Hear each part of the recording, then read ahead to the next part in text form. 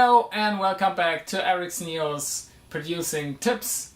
It's a series of videos in which I show you some producing tips and tricks, easy to do in your own studio. And so let's see what I have for you this time. And this time I would like to explain you a bit about the eqing of bass drums. And there are lots of problems. And many people ask me about this topic. How can you make a bass drum sound fat, or what are the mistakes you can do?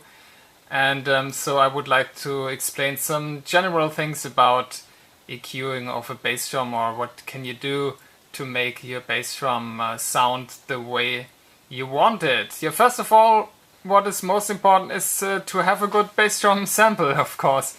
And what can you do? It's difficult to find some, but I would advise to turn on your machine and then, of course, choose an Eric Sneo kit here, because I programmed the two kits here for the Native Instruments machine. So let's just load this one, and here we have one bass drum that sounds quite cool. And so let me just do a pattern with it for on the floor. So, okay, and now you can see, to demonstrate it, I put a multi-band dynamic here because we have 3 different filters. And so the first important part of the bass drum is the sub part. So that's the very deep frequencies. That's, let's say, from 60 Hertz down. You can see it also here in the analyzer, and that's the deep sub bass. And then you have the part of the bass drum with what makes the punch. So this is the frequency that really punches, that gives the bass drum lots of power. And this is in a frequency range, let's say, between 80 Hertz and 200. And this is a very important thing to know. And the last one is here the attack, or the high frequencies, and this most of the time sounds like a stick. And these are the 3 different important parts, frequency ranges of a bass drum. And the bass drum is always let's say, a compromise between the sub part and here the punch. And if you EQ a bass drum, you should always have in mind what you need. If you have a bass drum that has a lot of sub bass, then you can concentrate more on the punch. Or if you need more sub with the bass drum, then just EQ it in the frequency range that I explained, let's say 40 Hertz, 50 Hertz. What is important for the bass drum is, in my opinion, here this frequency 100 Hertz, 80 Hertz. If you push this up,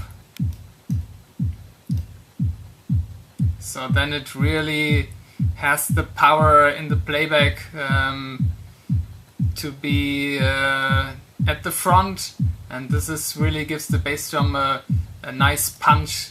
So always check this frequency, 80 Hertz, 100 Hertz. You can also set the Q more sharp, the Q factor here, and play a little bit at this frequency, 80 Hertz, 100 Hertz, in case you have the feeling that the bass drum is not loud enough, or that it's covered by other sounds. So just play with this frequency. And you can, of course, also give some high frequencies, so you have more attack.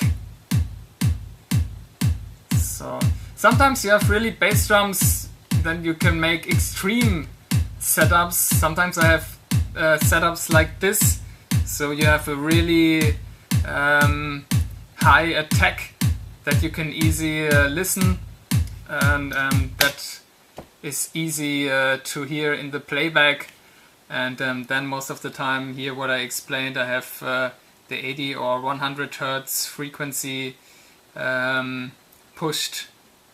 And then of course it depends on your sample, on your bass drum sample, how to adjust the sub part. It's really cool to use this multiband compressor or any other multiband compressor and set up these three frequency ranges: the sub part, the sub bass part of the bass drum, the punch range here, and the high frequencies, and then you can easily adjust the bass drum the way you like. So this maybe sounded a little bit difficult, and yeah, I felt also it's a little bit difficult to explain, but yeah, I hope you find this helpful, and yeah, that was it.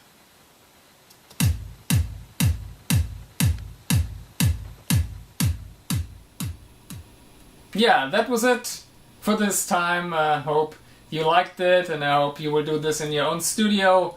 Stay tuned to this series of producing tips, and stay tuned to techno music.